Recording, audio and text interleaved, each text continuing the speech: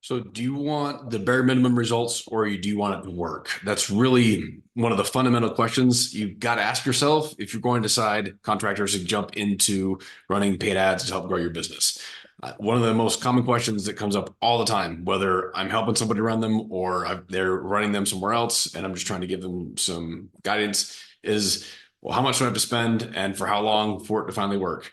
So we're going to cover three of the bare minimums just to set expectations, right? Because I'd rather give it to you straight rather than have you invent or get frustrated or not be set up for success over the long haul. So this is part 5 of the Contractor Paid Ad Success Formula. If you want to get a copy of the entire series or the entire list, just drop ads in the comments and we'll send you the full plan and the whole series.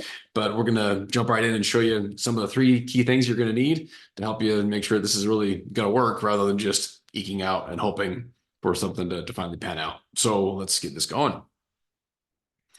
All right, so step number 5, we're going to talk about budget. So as we've covered in the past few weeks, as I mentioned, we talked about step 1, getting your offer dialed, and we've got a plan to do that. Step 2, getting your space prepped, all right, and ways to be able to help set yourself up for success that way before you start, and a plan to make that happen. 3 is about setting the foundation for your automation, how you're responding it, got a plan and a frameworks to get that done. Number 4, last time was all about knowing your tools and knowing your numbers. We talked about lifetime value and your break-even cost per lead and how that's going to be so crucial for you to really have your numbers dialed so you can make the right adjustments. So you're playing with right numbers and data rather than just going on gut feel. And so once we've done those 4 things, now let's really get clear on the budget side of it. Just to give it to you straight, been doing this for a really long time, both myself and with others and in agencies and with now. I'm not out running an agency now, but just the things you'll need to know. You need to plan on a minimum of $500 a month for your ad spend and plan on testing it for at least 90 days. And during those 90 days and that $500 a month minimum, you want to have some minimum level of actual testing.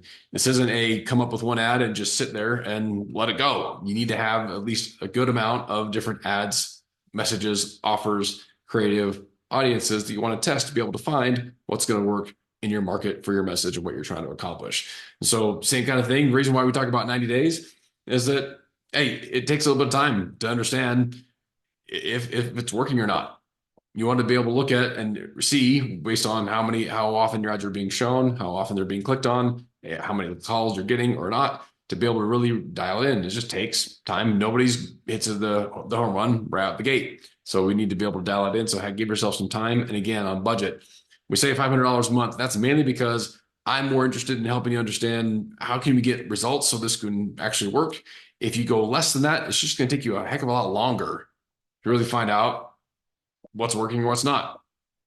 And I'd rather find out answers faster than slower. So you can then once you click it, once you know you're actually getting the returns that you want, once you're using the data and the benchmarks that we did last time with knowing your break-even cost per lead and your lifetime value per customer, you'll be able to know where you fall when it comes to getting the return that you want. So again, when you're getting ready for this, again, make sure you've got yourself set up to where this isn't going to be your last dollar. Okay, if you're struggling to make payroll, or if you've got really stretched thin as far as cash goes, we've got a whole other set of tools and resources that we've talked about with our fast cash launchpad. What to do if you don't have any marketing budget at all?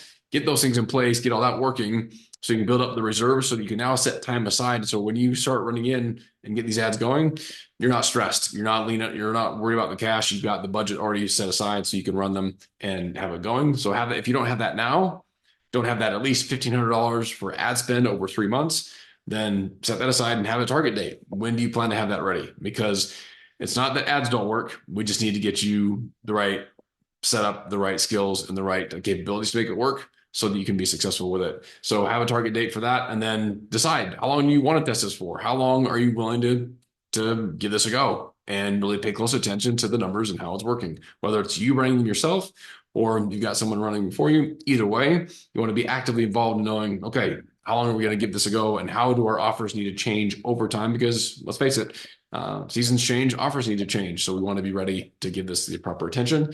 And then the thing I always like to look at, again, talk about scores and results. What's the number of new customers or projects that you need to make this a success? And so if you decided that you're going to do $1,500 in ad spend, well, how many projects do you have to land for that to work? And again, we did a little bit of exercise in step 4 to help you make that really, really clear. But let's set a target for what your goal needs to be for this to be successful. We're not doing this just to break even. We're not doing it just for fun. We want to be able to identify how this can be a key part of your growth going forward. Not essential.